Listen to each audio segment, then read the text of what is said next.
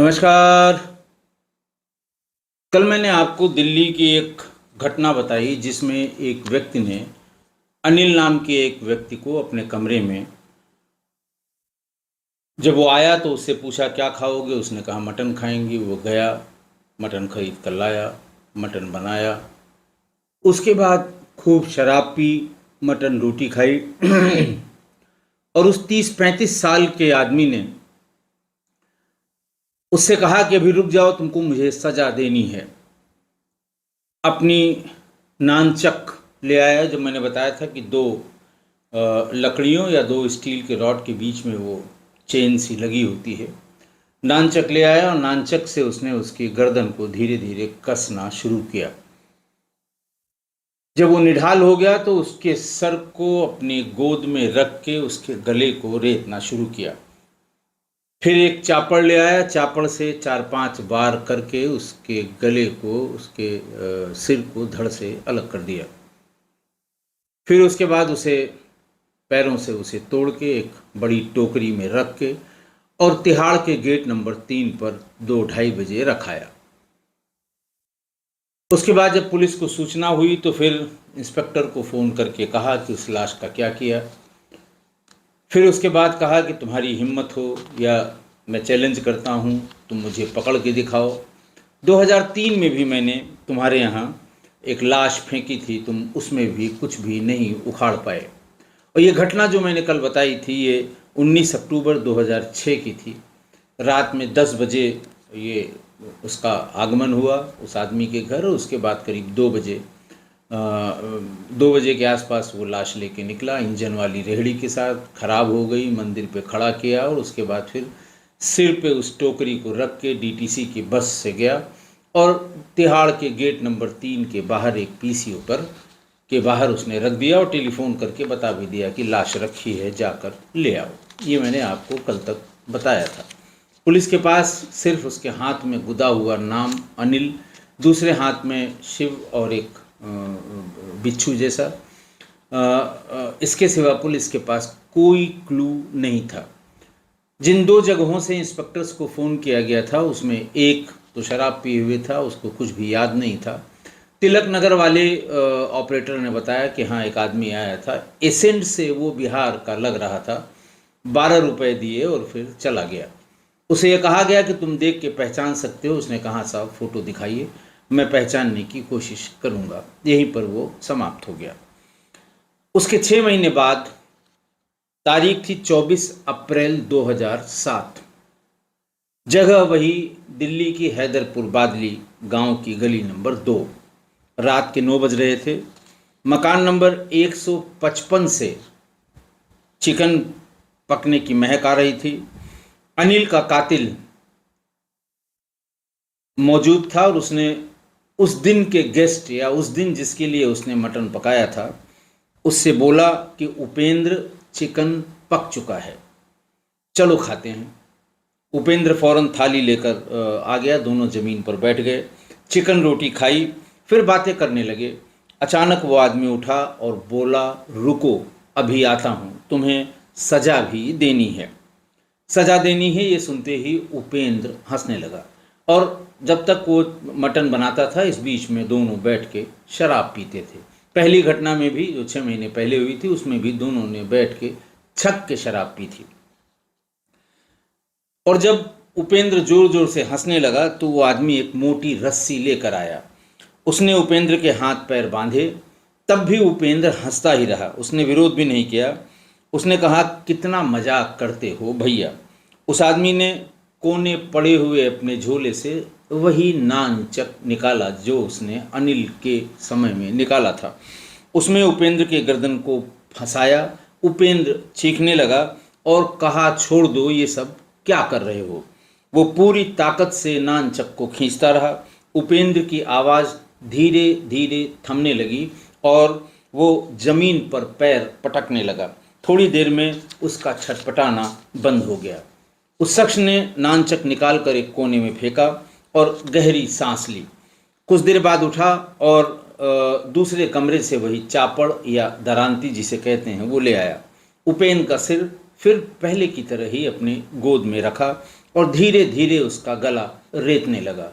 खून के फव्वारे निकलने लगे और पूरे कमरे में खून ही खून हो गया। ये प्रोसेस होते होते पहली बार की तरह ही रात के 12 बज गए। थोड़ा सुस्ताने के बाद वो उठा, एक झोले से बड़ा सा गड़ासा निकाला और उसके गर्दन पर, उपेंद्र की गर्दन पे 2 या 3 वार ही किए होंगे कि गर्दन धड़ से अलग हो गया। फिर दोनों हाथ और पैरों को भी उसने गंडासे से काट लिया। यानी अब लाश के 6 हिस्से हो गए थे, 4 तो हाथ पैर के, 1 धड़ का और 1 सिर का। अब इस कातिल ने उपेंद्र का सिर प्लास्टिक के कपड़े और अखबार से लपेटकर एक झोले में रख लिया। दोनों हाथ और दोनों पैर भी प्लास्टिक के पेपर और कपड़े में लपेटकर एक गत्ते के डिब्बे में भर दिया। फिर दूसरे कमरे से एक और गत्ता और डिब्बा ले आया। बिना हाथ पैर और सिर वाले बचे हुए धड़ को भी उसने बोरी, कपड़े और अखबार से लपेटकर उस गत्ते में ठूंस दिया और ऊपर से कस कर रस्सी बांध दी। अब सवाल है कि पहली बार भी उसे गत्ता मिल गया, टोकरी मिल गई और बोरी मिल गई खाली, उसके घर में क्यों थी? इस सवाल का जवाब भी विवेचक ही विवेचना के दौरान निकाल पाया था। अब कातिल एक बाल्टी लेकर आया, बाल्टी भर पानी लेकर आया, उससे पूरे कमरे को साफ किया। सुस्ताने के बाद हाथ पैर धोया और दूसरा कपड़ा पहन लिया। जो कपड़े उसने उस समय मारते समय पहने थे उसको बाल्टी के पानी में भिगो दिया। धीरे से कमरे का गेट खोला, अगल बगल देखा कोई नहीं है। फिर तुरंत उसने सिर कटा वाला झोला और बाकी दोनों गत्ते अपने उस इंजन वाली रेहड़ी पर रख लिए। दरवाजे पर ताला लगाया और रेहड़ी लेकर हैदरपुर बादली की तरफ निकल पड़ा। 4 किलोमीटर दूर रास्ते में पीतमपुरा के पास बाबा रामदेव मंदिर पड़ा। उसने रेहड़ी रोकी और गत्ते के डिब्बे से कटा हुआ बायां पैर निकाला। उसे एक प्लास्टिक में डालकर मंदिर के बाहर लगी ग्रिल पर टांग दिया। एक पैर बाहर से ही उसने हाथ जोड़ा और रेहड़ी लेकर फिर चल पड़ा। अब वो 30 हजारी कोर्ट के पास पहुंच गया। गत्ते के डिब्बे से एक हाथ निकाला और जजों की एंट्री एग्जिट गेट के पास उसे लटका दिया। रात के 3 बजे। तारीख मैंने वही बताई, 24 अप्रैल 2007। फिर उसके बाद दूसरा हाथ निकाला और कोर्ट की बिल्डिंग के बगल में फेंक दिया। एक तो जजों की एंट्री एग्जिट वाले गेट पे टांगा, दूसरा कोर्ट की बिल्डिंग के बगल में फेंक दिया। अब वो रेहड़ी लेकर फिर से तिहाड़ के गेट नंबर 3 के पास पहुंचा। लाश वाले गत्ते का डिब्बा उठाया और इधर उधर देखने लगा। धीरे से जेल के गेट के सामने डिब्बे को सरका दिया और गाजियाबाद की तरफ चल पड़ा। रेहड़ी में अब भी कटा सिर और एक पैर रखा हुआ था। गाजियाबाद में घुसते ही उसने सुनसान झाड़ियाँ देखी और वहीं पर उस कटे हुए सिर और पैर को फेंक दिया। लौटते समय ISBT कश्मीरी गेट के पास उसने बाकी के हिस्से जो बचे हुए थे वो उनको फेंक दिया यमुना नदी में। सिर को फेंक दिया। गाजियाबाद में उसने एक पैर निकाल कर फेंक दिया था जंगलों में और सिर को ले आया ISBT के पास यमुना नदी में। कटा हुआ सिर उसने फेंक दिया। सुबह ठीक 8 बजे हरिनगर थाने पर फ़ोन की घंटी बजी। उधर से आवाज़ आई। जिसने फ़ोन किया था उसने थाने में जिसने उठाया उसको बताया कि उस लाश का तो तुम कुछ नहीं कर पाए थे, उसके हाथ पर अमित लिखा हुआ था, एक चिट्ठी भी थी। इस बार कोई सबूत नहीं छोड़ा हूँ, एक और लाश तोहफे में भिजवा रहा हूँ, ये कॉल करके बताया। लाश तिहाड़ के गेट नंबर 3 पर रखी हुई है। अब मुझे पकड़ कर दिखाओ, देखता हूँ दिल्ली पुलिस वालों में कितना दम है। ये बात उससे हो ही रही थी कि होशियार सिंह तुरंत उन्होंने फ़ोन पकड़ लिया और वो गुस्से में लाल होकर बोले कि छोड़ूंगा नहीं, जिस दिन पकड़े गए खाल उधेड़ दूंगा। इतने में ही उधर से फ़ोन करने वाले शख्स ने फ़ोन काट दिया। होशियार सिंह से पहले भी ये बात हुई थी जब 6 महीने पहले एक लाश मिली थी टोकरी में। होशियार सिंह समझ गए कुछ न कुछ गड़बड़ है। वो फौरन 2 कांस्टेबल लेकर तिहाड़ के गेट पर पहुंचे। जेल के गेट नंबर 3 के पास तेजी से पहुंचे और इस बार भी उसी जगह पर गत्ते का डिब्बा था जहां 20 अक्टूबर 2006 को लाश वाली टोकरी रखी थी। रस्सी की गांठ इस कदर बंधी थी कि खुल नहीं पा रही थी। तभी एक आदमी आया और बोला, क्या हुआ, रस्सी नहीं खुल रही है सर। कांस्टेबल बोला, हाँ चाकू लेकर आओ। उस आदमी ने जेब से चाकू निकाला और डिब्बे की रस्सी काट दी। हंसते हुए बोला, लो पेश है जी, ये वर्ड उसने कहा। तब तक इन्वेस्टिंग ऑफिसर जो पहले 20 अक्टूबर 2006 वाली लाश के इन्वेस्टिगेटिंग ऑफिसर थे सुंदर सिंह, वो भी आ गए। कांस्टेबल ने लाश बाहर निकाली, देखा कि न सर है, न हाथ है, न पैर है, सिर्फ धड़ से कमर तक की बॉडी है उसकी, बस। कुछ घंटे बाद एसएचओ को फ़ोन आया। 30 हजारी कोर्ट के बाहर 2 कटे हुए हाथ और हैदरपुर बादली के रामदेव मंदिर के बाहर एक कटा हुआ पैर निकला है। 24 दिन बाद फिर अब देखिए ये घटना हो गई और हाथ अलग मिला, पैर अलग मिला, कोर्ट की एंट्री एग्जिट गेट में मिला, कोर्ट के बगल में मिला, मंदिर के ग्रिल वाले गेट पर मिला और फिर उसके बाद तिहाड़ के गेट नंबर 3 के सामने वो गत्ता जिसमें सिर, दोनों हाथ, दोनों पैर नहीं थे, वो मिल गया। होशियार सिंह को फ़ोन भी आ गया और उनसे वही बात कि अभी उसको 20 अक्टूबर वाली लाश में कुछ नहीं कर पाए हो, इसमें कुछ करना हो तो करके दिखा दो। कुछ घंटे बाद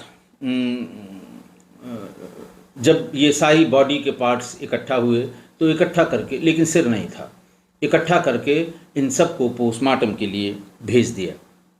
ये बात हुई आपकी 2 अक्टूबर की बात मैंने पहले पार्ट में बताई और उसके बाद फिर मैंने बताया 24 अप्रैल की। अब आई 17 मई 2007, रात के 11 बज रहे थे।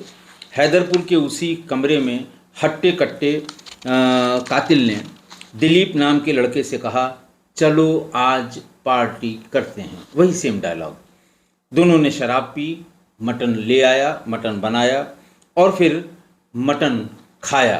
खाने के बाद उस हट्टे कट्टे आदमी ने, उस 30-35 साल के आदमी ने दिलीप से पूछा, मेरे दोस्त की फ्रेंड के साथ तुम्हारा चक्कर है क्या?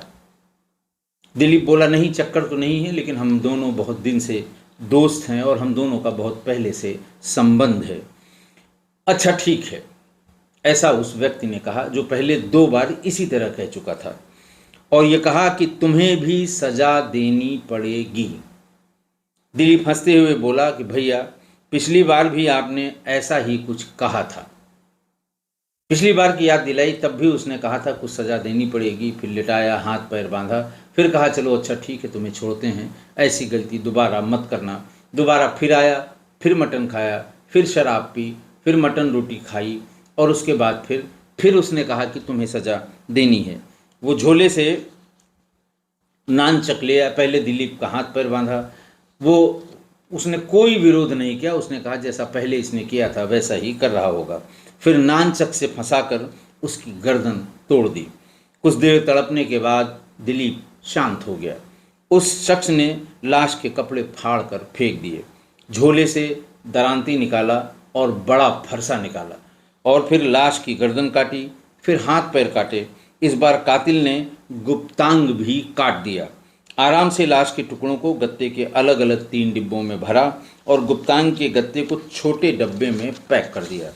कमरे से 2 पन्ने ले आया, वो कॉपी ले आया, उसमें से 2 पन्ने लिखे और उसे फाड़ा और गत्ते के उस डिब्बे में रख दिया, जैसा उसने पहली बार किया था। रख दिया और इंजन वाली अपनी रेहड़ी पे लादा और तिहाड़ जेल की तरफ चल पड़ा। रास्ते में किशनगंज के नाले के पास उसने दोनों पैर फेंक दिए। फिर 30 हजारी कोर्ट के पास रुका, गत्ते से दोनों हाथ और गुप्तांग वाला डिब्बा निकालकर स्टेट बैंक के गेट पर रख दिया। अब तिहाड़ की तरफ, बिल्कुल तिहाड़ के नज़दीक आ गया था, तिहाड़ की तरफ चल पड़ा। सुबह के 4:30 बजे वो तिहाड़ के गेट नंबर 1 के पास पहुंच गया। गत्ते का एक डिब्बा वहां रखा और चल दिया। रास्ते में यमुना नदी दिखी, उसमें दिलीप का सिर फेंकते हुए वापस हैदरपुर बादली लौट आया। थोड़ी देर में हरिनगर थाने का फ़ोन बजा। फिर वही आवाज़ आई और कहा, 1 नंबर गेट के पास लाश पड़ी है, जाकर देख लो। 2 पुलिस वाले हाँफते गिरते पड़ते गेट नंबर 1 के पास पहुँचे। इस बार गत्ते के डिब्बे में जो लाश निकली उसमें न सिर था, न पैर था और न ही गुप्तांग था। लाश के धड़ के पास 2 पन्नों की चिट्ठी थी। चिट्ठी में लिखा था कि मेरे प्रियजनों, दिल्ली पुलिस के जाबाज अधिकारियों, सिपाहियों से लेकर हेड कांस्टेबल से लेकर आईपीएस तक, तुम सभी को तुम्हारे जीजा जी और दामाद की तरफ से खुल्लम खुल्ला चैलेंज है। कम्युनिटी पे आप ये चिट्ठी देखिएगा, उसको पूरा पढ़ने की आवश्यकता नहीं है, बहुत ही गंदी भाषा में लिखी हुई चिट्ठी है। तुम लोग नाजायज़ केस लगाकर शरीफ आदमी को बदनाम करते हो, जो कमाने खाने के लायक भी नहीं रहता। शरीफ आदमी शराफत छोड़कर क्राइम करता है और फिर तुम लोग ऐसे ही डैश डैश डैश। तुम लोग मुझे डीसीपी मनीष कुमार अग्रवाल से बात करवाओ, ये चिट्ठी में लिखा है। आगे लिखता है कि मैं एसएचओ होशियार सिंह जी से कहना चाहता हूं कि 20-10-2006 को मिली लाश का ढंग से मुआयना नहीं किया। उसके हाथ पर अमित लिखा था, लेकिन आप लोगों ने अखबार में उसका नाम भी नहीं डलवाया। मैं ये लेटर नहीं लिखता, लेकिन 24 अप्रैल को मैंने मर्डर करके दिल्ली पुलिस को जो तोहफा भेजा था उसमें लेटर नहीं था। बेचारे अखबार वाले परेशान थे कि पुलिस वालों के दामाद और जीजा जी ने अब की बार लेटर क्यों नहीं भेजा। मैंने उन सभी की शिकायतों पर गौर फरमाया। मुझे उम्मीद है कि ये सिलसिला चलता रहेगा और दिल्ली पुलिस वालों की माँ बहन डैश डैश डैश रहेगी, वरना मुझे डीसीपी से बात करा दो। सीना तान कर कबूल कर रहा हूँ कि साल में कम से कम 7-8 मर्डर ना करूँ तो मेरा दिमाग पागल हो जाता है। ये उसने लिखा पढ़ी में उसी चिट्ठी में जो लाश के साथ मिली थी उसमें लिख दिया।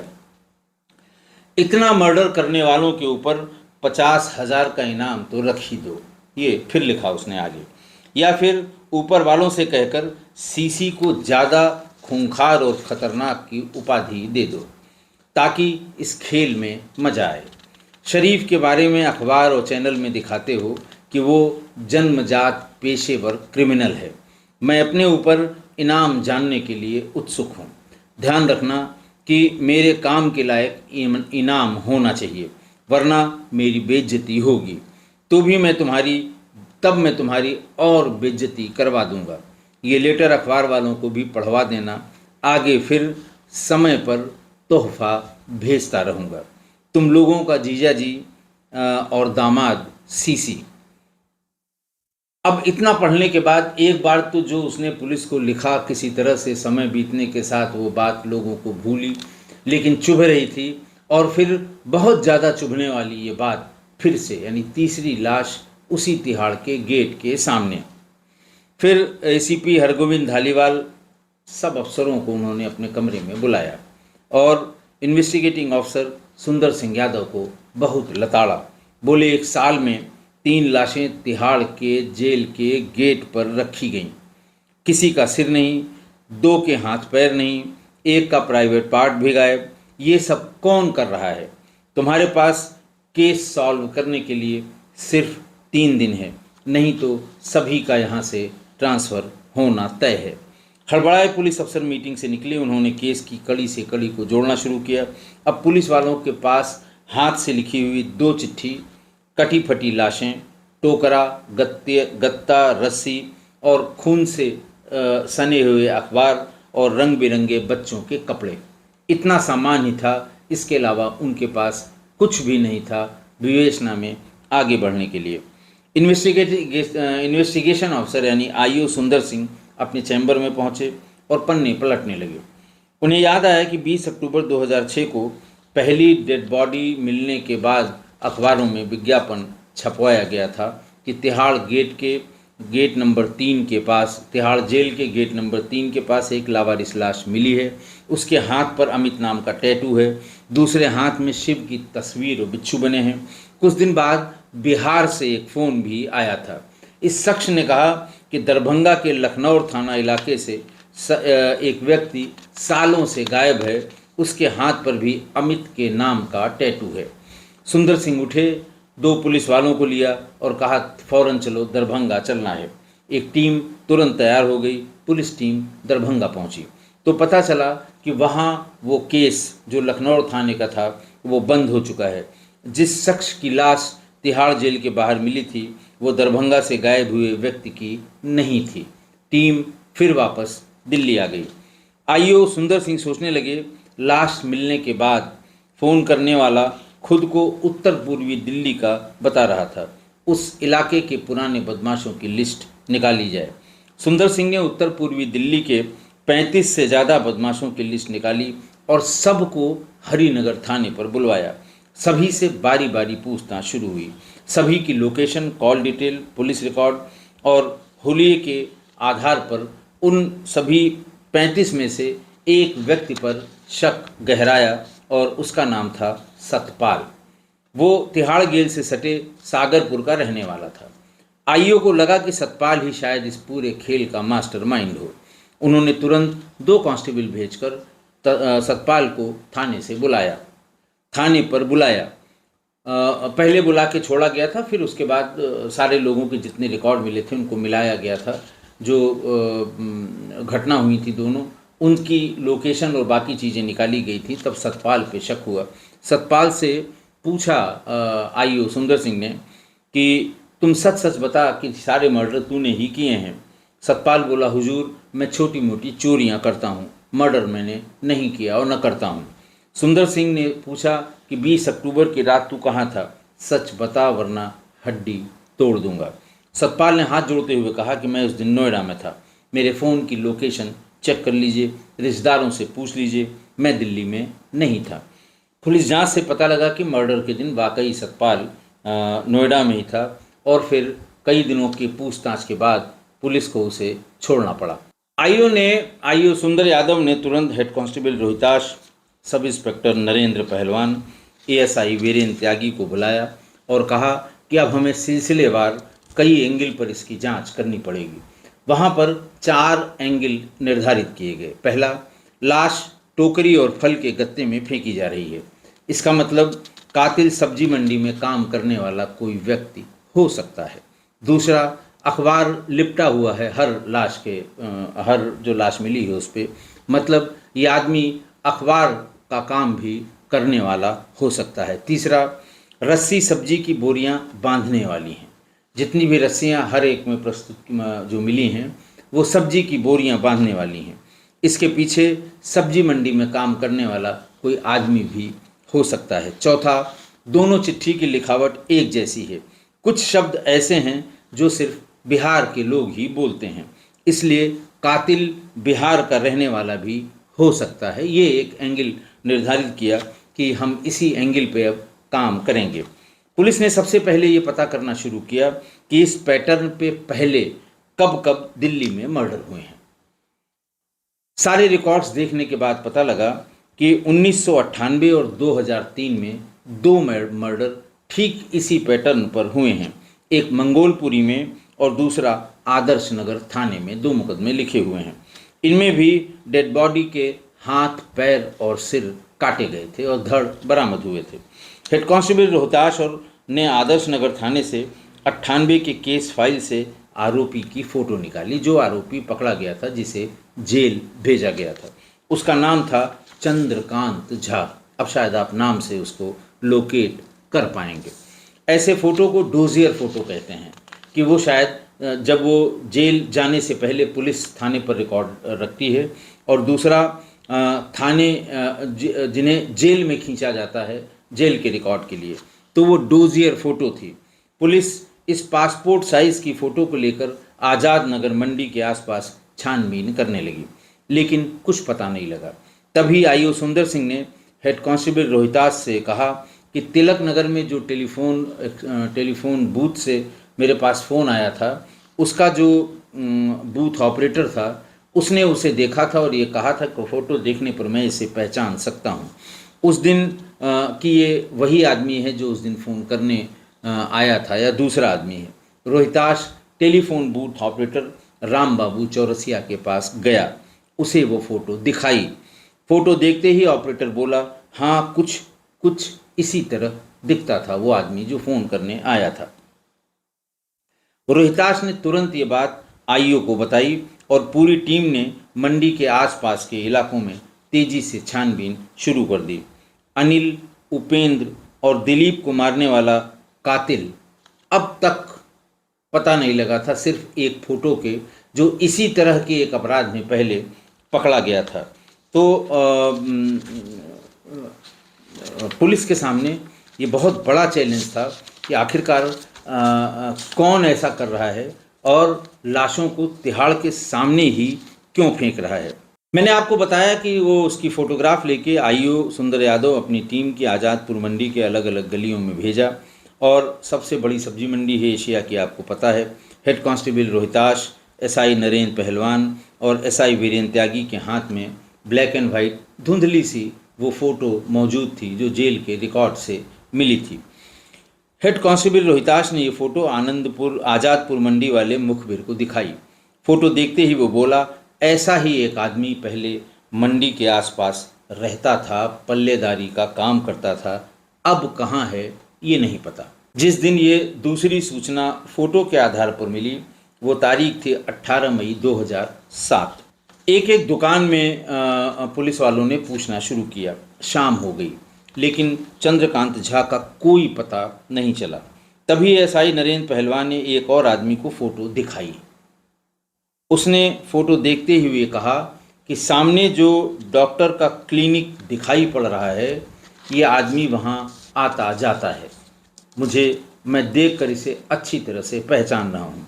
रोहिताश और नरेंद्र पहलवान भागते हुए क्लिनिक की तरफ पहुँच गए। क्लिनिक के भीतर घुस गए। डॉक्टर एक मरीज देख रहा था। थोड़ा रुके और सामने रखी बेंच पे बैठते हुए अपनी जेब से उसकी फ़ोटो उन्होंने रोहिताश ने वो फ़ोटो निकाली और डॉक्टर के सामने रख दी और कहा कि इसे देखा है क्या। डॉक्टर के माथे पर पसीना आ गया। लड़खड़ाती जुबान से बोला, नहीं, मैं नहीं जानता, आप लोग बाहर जाइए। तभी डॉक्टर के फ़ोन की घंटी बजी। उसने हड़बड़ा कर फ़ोन उठाया और बोला, हाँ। ये सुनते ही नरेंद्र पहलवान ने उसे जोर का थप्पड़ रसीद कर दिया और पूछा, उसी का फ़ोन है ना? कांपते हुए डॉक्टर ने कहा, हाँ साहब, उसी का फ़ोन है। आईओ सुंदर सिंह ने रोहिताश से कहा, इसे उठाकर जीप में डालो, थाने पर इससे पूछताछ करेंगे। स्पेशल सेल ने डॉक्टर से पूछताछ शुरू की। एसआई नरेंद्र पहलवान ने पूछा, बता, कब से जानता है इसको? डॉक्टर बोला, उसकी पत्नी ममता मुझसे ही इलाज करवाती है, उसके 5 बच्चे हैं। आज 4 बजे उसे क्लिनिक आना था। तब हेड कांस्टेबल रोहताश ने कहा, इसका मतलब तू इसके बारे में सब कुछ जानता है? डॉक्टर बोला कि नहीं साहब, वो मेरे साले के थ्रू मेरे पास आया था और तब से लगातार आ रहा है। मेरा साला उसके बारे में ज़्यादा जानता है। हेड कांस्टेबल ने कहा कि दोनों के फ़ोन नंबर दो, इस आदमी के भी और अपने साले के भी। डॉक्टर ने फ़ौरन चंद्रकांत झा और उसकी पत्नी, यानी वो फ़ोटो जो चंद्रकांत झा की फ़ोटो थी जब वो जेल में बंद हुआ था, उस मर्डर में 98 के मर्डर में, और उसकी पत्नी और उसके साले की, डॉक्टर के साले की, दोनों के नंबर उसको दे दिए गए। नरेंद्र पहलवान ने रोहिताश से कहा कि इसके साले का पता लगाओ और उसे उठा कर ले आओ। थोड़ी देर में ही उसका साला भी स्पेशल सेल आ गया। 19 मई को रोहिताश ने डॉक्टर से कहा, चंद्रकांत को फ़ोन करो, बोलो वो कल 4 बजे क्लिनिक पर क्यों नहीं आया। डॉक्टर ने चंद्रकांत झा को फ़ोन किया। आवाज़ आई कि हाँ, नहीं आया था लेकिन आज आ रहा हूँ। सुरेंद्र सिंह ने जो सुंदर सिंह थे आईओ, उन्होंने एक ठेला लिया, उस पर केले रखे और केला बेचने वाले का भेष बनाकर, लुंगी और कुर्ता पहनकर वो क्लिनिक के आसपास घूमने लगे। टीम के बाकी लोग भी सिविल ड्रेस में इधर उधर घूम रहे थे। सभी को 4 बजने का इंतज़ार था लेकिन वो नहीं आया। सुंदर सिंह यादव ने थाने में कॉल करके ड्यूटी अफसर से कहा कि डॉक्टर का साला वहाँ बैठा हुआ है, तुम लोग चंद्रकांत के बारे में और पूछताछ करो। तब ड्यूटी अफसर ने डॉक्टर के साले से कहा कि सच सच बता दे चंद्रकांत क्या करता है। जवाब मिला कि साहब उसके पास इंजन वाली रेहड़ी है, वो उस पर फल के टोकरे, सब्जी का सामान इधर से उधर दुकान तक ले जाता है। सब चौंके कि इंजन वाली रेहड़ी? बोले हाँ साहब, उसके पास इंजन वाली रेहड़ी है। ड्यूटी ऑफिसर ने फौरन आईओ सुरेंद्र यादव को फ़ोन करके बताया कि ये बता रहा है कि चंद्रकांत के पास इंजन वाली रेहड़ी है। सुंदर सिंह ने हेड कांस्टेबल रोहिताश को फ़ोन लगाया और बोले आसपास देखो, कोई इंजन वाली रेहड़ी किसी के पास हो तो उसकी जानकारी करो। फौरन पूरी की पूरी टीमें इंजन वाली रेहड़ी की तलाश में जुट गईं। कुछ ही देर बाद एसआई नरेंद्र पहलवान को एक आदमी दिखा। उससे उन्होंने पूछा कि कोई इंजन वाली रेहड़ी यहाँ आसपास रखता है।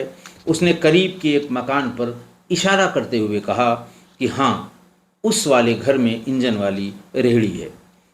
अलीपुर की गुलिया कॉलोनी के उस मकान का नंबर था 592। पास ही एक शिव मंदिर था।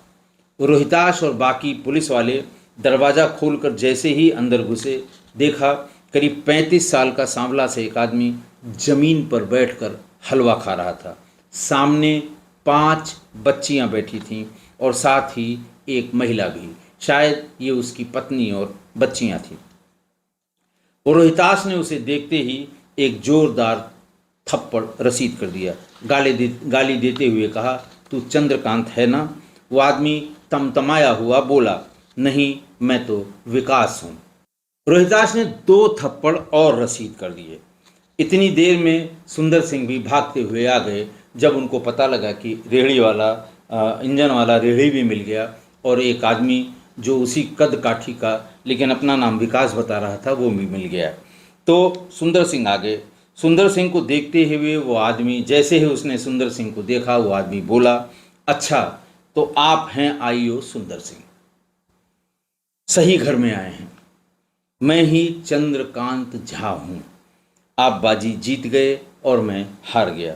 आपने मुझे पकड़ लिया। पहले मुझे हलवा खा लेने दीजिए, हलवा खा लूँगा, फिर जहाँ कहेंगे वहाँ चल दूँगा। सारे पुलिस वाले उसे घेर कर खड़े हो गए और चंद्रकांत हलवा खाता रहा। उसके बाद ठसक से बोला, देखो मुझे कोई मारेगा नहीं, सब बताऊँगा कि मैंने कितने मर्डर किए हैं। सुंदर यादव उसे राजौरी गार्डन के स्पेशल से ले गए। तुमने ये मर्डर किए? रोहिताश का पहला सवाल था। बिना हिचकिचाहट चंद्रकांत झा ने कहा, हाँ, मैंने ही ये सारे मर्डर किए हैं। सुंदर सिंह अपनी डायरी पलटने लगे और चंद्रकांत से पूछा, कितने मर्डर किए? चंद्रकांत ने जवाब दिया, 7। नरेंद्र पहलवान ने कहा कि कब से कर रहा है ये सब? उसने फौरन तपाक से जवाब दिया, 1998 से। रोहिताश ने पूछा, लाश जेल के बाहर क्यों फेंकते थे? बलवीर को तंग करने के लिए, चंद्रकांत झा ने खींचते हुए कहा। सुंदर सिंह ने कहा, कौन बलवीर? चंद्रकांत बोला कि जब मैं तिहाड़ में बंद था तो हवलदार बलवीर सिंह मुझे बहुत तंग करता था। तभी मैंने सोच लिया था कि जब मैं बाहर निकलूँगा तब मैं इसे भी खूब परेशान करूँगा। फिर सुंदर सिंह ने पूछा कि तुम तिहाड़ जेल में कब बंद थे? आईओ सुंदर सिंह के सवाल पर चंद्रकांत अपनी कहानी बताने लगा। उसने बताया कि मैं बिहार के मधेपुरा जिले के घोसाई गांव का रहने वाला हूं। माँ टीचर थे, पापा सरकारी नौकरी में थे, पर मुझसे इन दोनों में से कोई प्यार नहीं करता था। 86 में मैं घर से भागकर दिल्ली आ गया, वहाँ पल्लेदारी का काम करने लगा। फिर आज़ादपुर मंडी में सब्जी की रेहड़ी लगाने लगा। हेड कांस्टेबल रोहताश ने टोकते हुए पूछा कि जब काम मिल गया तब ये सब काम करने की क्या ज़रूरत थी? चंद्रकांत बोला, पुलिस वाले पैसा वसूलते थे। मंडी की एक कमेटी थी, मंगल पंडित उसका अध्यक्ष था। वो हफ्ता वसूलता था पुलिस वालों को देने के लिए। मैंने मना किया तो हमारे साथ कई पुलिस वालों ने मंगल पंडित को हफ्ता देना बंद कर दिया। मंगल चिढ़ गया और एक रोज उससे मारपीट हो गई। मेरे हाथ में सब्जी काटने वाला चाकू था, वो मंगल के हाथ में लग गया। खून देखते ही वो भागा भागा पुलिस के पास पहुंचा, क्योंकि हफ्ता वसूल के वो पुलिस को ही देता था। सारे पुलिस वाले उसकी आवा भगत में लगे रहते थे। उसने पुलिस से कह के मुझे जेल भिजवा दिया। मुझे तो ठीक है, मुझसे मारपीट हुई थी, मेरी पत्नी को भी जेल भिजवा दिया, जबकि उसकी कोई गलती नहीं थी। मैं जिस सेल में था वहाँ बलबीर नाम का हवलदार था। वो बहुत परेशान करता था, पैंट उतरवा देता था, कहता था पैखाना साफ करो, झाड़ू लगाओ। 98 में किसको मारा? सुंदर यादव ने पूछा।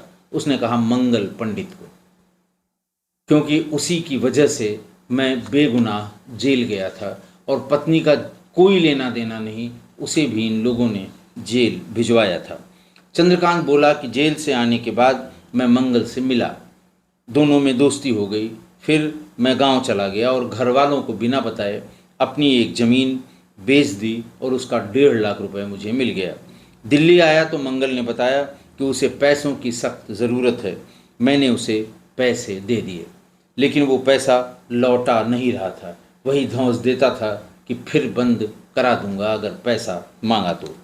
एक रात हैदरपुर बादली वाले कमरे में उसे मैं ले गया, उसे खिलाया पिलाया, फिर हाथ पैर बांध कर बोला, ये पहली गलती है, तुम्हें माफ़ करता हूँ। जल्द पैसे नहीं लौटाए तो फिर दूसरी गलती माफ़ नहीं कर पाऊँगा। कुछ दिन बाद मैंने फिर उसी कमरे में लाके उसे खिलाया पिलाया, हाथ पैर बांध दिए, गर्दन में नानचक फंसा कर जब खींचा तो गर्दन उसकी उखड़ गई। जब मर गया तो उसके टुकड़े टुकड़े करके आदर्श नगर थाने के सामने फेंक दिया। पुलिस ने इस केस में मुझे जेल में बंद कर दिया, साथ ही मुठभेड़ की फर्जी धारा भी लगा दी। ऐसे अपराधियों को बंद करने के साथ पुलिस मुठभेड़ की धाराएं इसलिए लगाती है कि कुछ दिन के लिए ये जेल में रहे, इसका बाहर निकलना ठीक नहीं है, क्योंकि टेक्निकलिटी बहुत होती हैं ट्रायल में। हो सकता है इस तरह के या इस मर्डर में वो छूट जाए, तो कम से कम मुठभेड़ की धाराओं में भीतर रहेगा, तो कुछ दिन और उसे जेल में रहना होगा। उसने बताया कि मुठभेड़ वाले केस में मुझे 3 साल की सज़ा हो गई, लेकिन मर्डर वाले केस में मैं बरी हो गया। मैं बार बार कोर्ट से कहता रहा कि मैंने मर्डर किया है, मुठभेड़ में मेरा कोई हाथ नहीं है। मुठभेड़ का जो मुकदमा लिखा हुआ है, मैंने ऐसा कुछ भी नहीं किया है। हाँ, मर्डर मैंने किया था, लेकिन बाद में सबूतों के अभाव में उसमें मैं बरी हो गया, लेकिन न तो पुलिस ने और न ही अदालत ने मेरी सुनी। इसलिए बाद में मैंने उपेंद्र को मारकर उसका हाथ कोर्ट के बाहर लटकाया था, क्योंकि इसी कोर्ट ने मेरी एक नहीं सुनी थी और जिस मामले में मैं था ही नहीं उसमें मुझे सज़ा दिला दी 3 साल की। फिर पुलिस ने पूछा कि तुम पहली बार छोड़ते थे फिर उसको मारते थे, ऐसा क्यों करते थे? चंद्रकांत हंसने लगा। उसने कहा कि तुम पुलिस वाले, दिल्ली पुलिस वाले इतना भी नहीं समझते हो। अगर पहली बार छोड़ देता हूँ ताकि दूसरी बार उसे लगे कि मैं मजाक कर रहा हूँ, हाथ पैर बांध कर छोड़ दूंगा। उसे क्या पता कि बस दूसरी बार जब बांधूंगा तो अगले पल उसकी मौत आने वाली है और मेरे कलेजे को ठंडक पहुँचने वाली है। तिहाड़ के बाहर 2003 में जो लाश थी वो किसकी थी? उसने बताया उमेश की थी। उसे क्यों मारा? आईओ ने पूछा, सुरेंद्र ने। वो मंगलवार को भी मटन खाता था। मैंने कई बार मना किया, वो नहीं माना, इसीलिए उसको भी मैंने मोक्ष दे दिया। और किस किस के मर्डर किए? रोहिताश ने उससे फिर थोड़ा चीखते हुए पूछा। चंद्रकांत ने बताना शुरू किया। 98 में मंगल पंडित, 2003 में शेखर और उमेश, 2005 में गुड्डू को मारा, फिर मंगोलपुरी गंदा नाला के पास बने सुलभ शौचालय के करीब फेंक दिया। उसके बाद अनिल मंडल को 20 अक्टूबर 2006 को मारा, जिसे तुम लोग अमित समझ रहे थे। वो अपराधी था, उसने जानबूझकर अमित नाम का टैटू बनवाया था, जबकि उसका नाम अनिल था। उसने मुझसे 1000 रुपये लिए थे, लेकिन लौटा नहीं रहा था। उल्टे वो मेरी बेटी को उठा ले गया था। ज़्यादा बार पैसा मांगने पर वो मेरी बेटी को उठा ले गया था। मैं उससे 1 साल बाद मिला था। उसी के बाद मैंने उसका नाम फाइल में जोड़ लिया था कि अब ये नहीं छोड़ूंगा। एसआई सुरेंद्र यादव ने पूछा कि 17 मई 7 को जिस लाश को तिहाड़ के बाहर तुमने फेंका था वो कौन था? जवाब मिला कि वो दिलीप की लाश थी। उसका मेरे दोस्त के फ्रेंड से चक्कर था, इसलिए मारने के बाद उसका गला, हाथ, पैर और गुप्तांग भी काट दिया था। सुंदर ने पूछा कि मंदिर के बाहर क्यों टांग दिया था। चंद्रकांत बोला, अनिल की लाश लेकर जब जा रहा था तो रेहड़ी खराब हो गई थी। मैंने मंदिर के पास खड़ी कर दी थी। उस दिन मैं रेहड़ी बनवाने के लिए गया तो मैकेनिक ने लात मारते हुए कहा था, मंदिर के सामने ही वो मैकेनिक भी था, कि तुम पैसा नहीं देते हो, इसीलिए दूसरा मर्डर किया तो लात को मंदिर के बाहर टांग दिया ताकि आते जाते वो भी देख ले।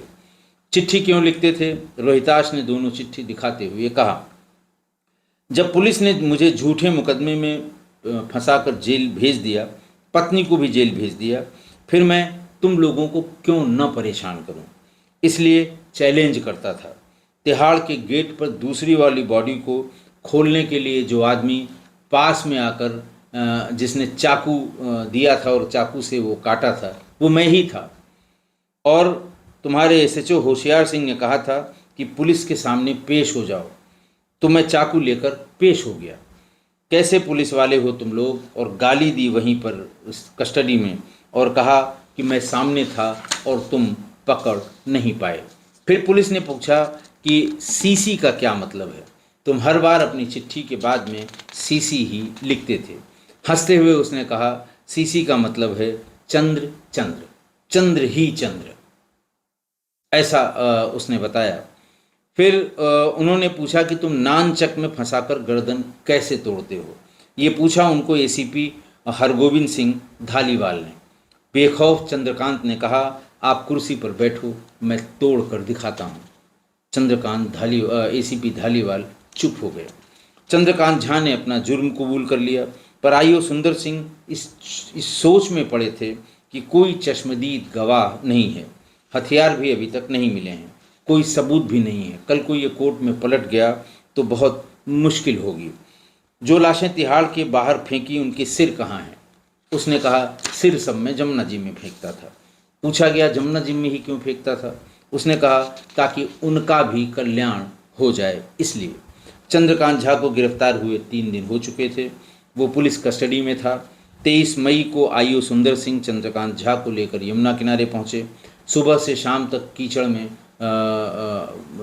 खोपड़ी को ढूंढने का प्रयास किया गया। सारे गोताखोर और जो प्रोफेशनल लोग हैं उनको उतारा गया। फिर उसके बाद कांस्टेबल रोहताश, नरेंद्र पहलवान और सुरेंद्र आईओ जो सुंदर सिंह थे, ये खुद भी कपड़ा उतार कर यमुना नदी में उस खोपड़ी को ढूंढने के लिए उतर गए। उसके बाद उन्हें एक खोपड़ी मिल पाई।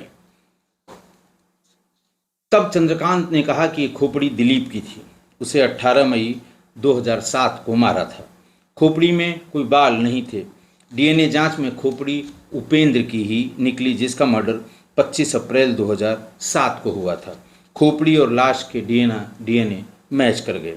फॉरेंसिक टीम चंद्रकांत झा के हैदरपुर बादली और अलीपुर वाले मकानों पर पहुंची।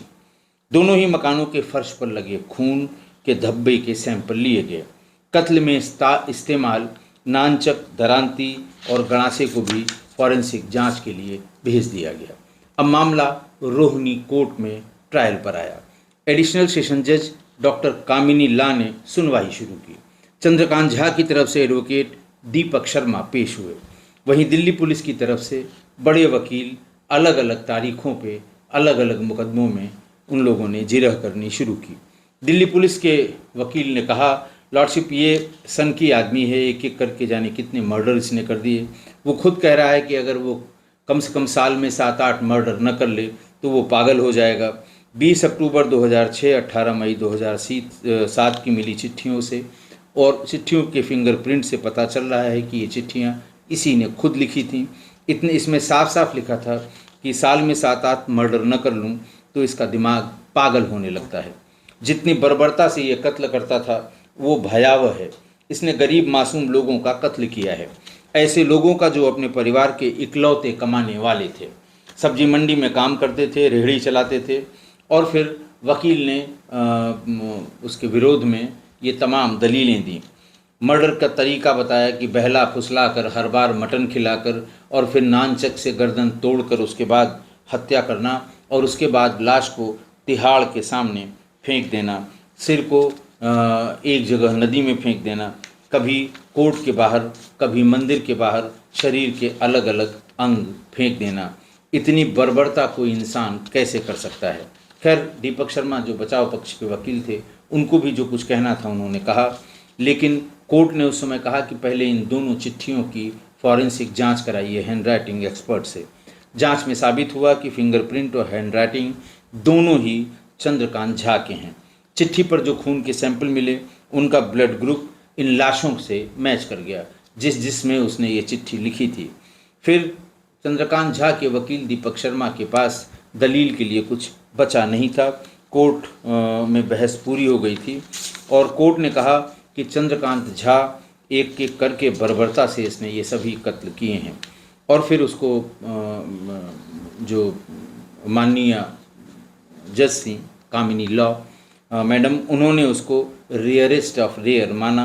प्री प्लान करके वो मर्डर करता था, लाश को ठिकाने लगाता था। 6 साल तक वो पुलिस को चकमा देता रहा और फिर उन्होंने अंत में ये लिखा कि उसे तब तक फांसी पर लटकाया जाए जब तक कि उसकी मौत न हो जाए। फिर उसके बाद उन्होंने जो एक परंपरा सी है कि वो निब को तोड़ देना और कलम को पटक देना या कलम की निब को जोर लगा के टेढ़ा कर देना, उस परंपरा निभाने के पहले उन्होंने अपना एक ऑब्जर्वेशन दिया जो ज़्यादा इम्पॉर्टेंट है। उन्होंने कहा कि चंद्रकांत झा इस पुलिसिया सिस्टम का बनाया हुआ अपराधी है। दिल्ली पुलिस का आदर्श वाक्य है, हमेशा आपके साथ। लेकिन ये सिलसिलेवार हत्याएं हमारी पुलिस व्यवस्था या हमारी पुलिसिया सिस्टम के दूसरे पहलू को नंगा कर रही हैं। यह सोचने और विचारने का समय है कि क्या इस तरह की पुलिस व्यवस्था ने एक चंद्रकांत झा को जन्म दिया, और अगर हमारी पुलिस व्यवस्था इसी तरह चलती रही तो जाने कितने चंद्रकांत और जन्म लेंगे। ये वास्तव में सरकार के लिए एक चेतावनी है, वो लंबे समय से प्रतीक्षित पुलिस सुधारों को लागू करे। फैसला सुनाने के बाद जज साहिबा उठकर चली गईं। कटघरे में चंद्रकांत झा नीचे ज़मीन पर बैठ गया। बाहर उसकी पत्नी और 5 बेटियां दहाड़े मारकर रोने लगीं। खैर, 2016 में दिल्ली हाई कोर्ट ने तमाम आधार बताया कि नहीं साहब, इसमें ये फैसला सुनाने में ये नहीं देखा गया, वो नहीं देखा गया, और उनको उसके अपराध पर आजीवन कारावास की सज़ा सुनाई गई। उसके अगेंस्ट भी चंद्रकांत झा सुप्रीम कोर्ट गया, लेकिन सुप्रीम कोर्ट ने भी साल 2022 के हाई कोर्ट के उस आदेश को, जिसमें उसे इन हत्याओं के लिए आजीवन कारावास दी गई थी, वही फैसला बरकरार रखा। अक्टूबर 2023 में चंद्रकांत झा को 90 दिन की पैरोल मिली। जैसे मिलती है, कोई मर गया या कोई शादी है, 90 दिन की पैरोल मिली, लेकिन वो बेल जंप कर गया, पैरोल जंप कर गया, वापस सरेंडर करने नहीं आया। लेकिन 2 साल बाद जनवरी 2025 को पुलिस उसे फिर पकड़ लाई और इस समय वो तिहाड़ जेल में ही है।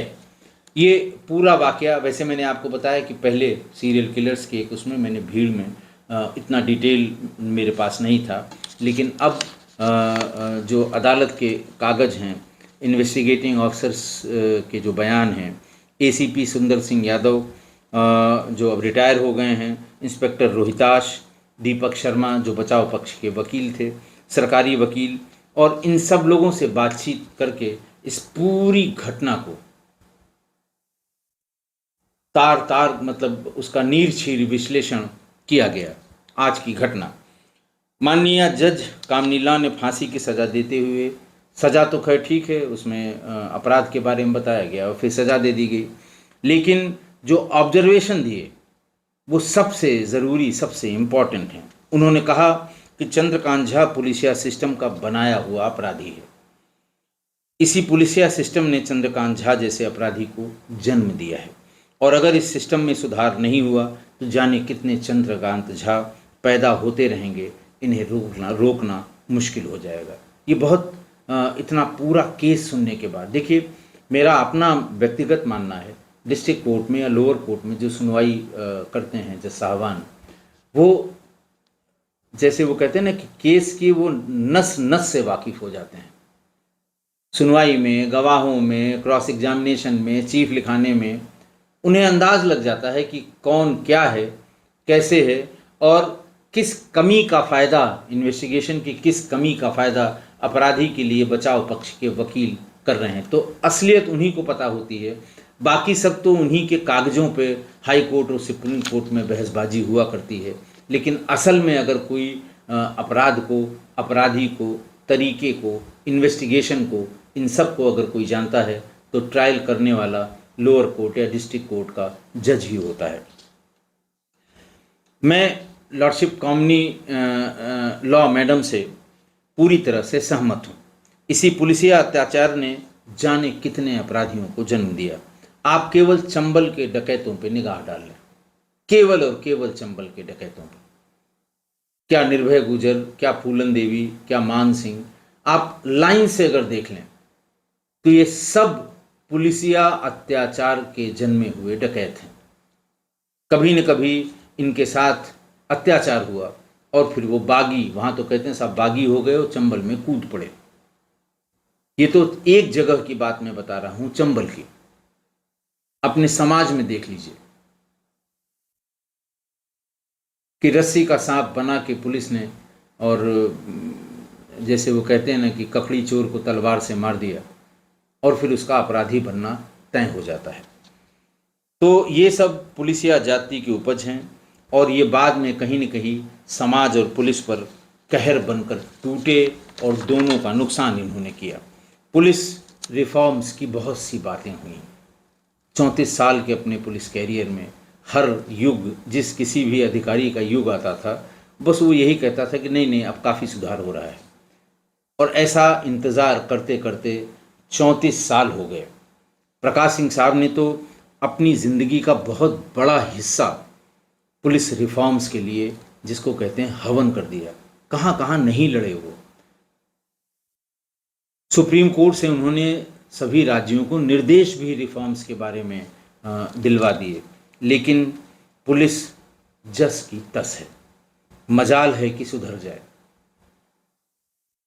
इसलिए जब तक पुलिस खुद को नहीं सुधारेगी और अपनी दी गई शक्तियों का दुरुपयोग बंद नहीं करेगी तो ऐसे अपराधी समाज में जन्म लेते रहेंगे।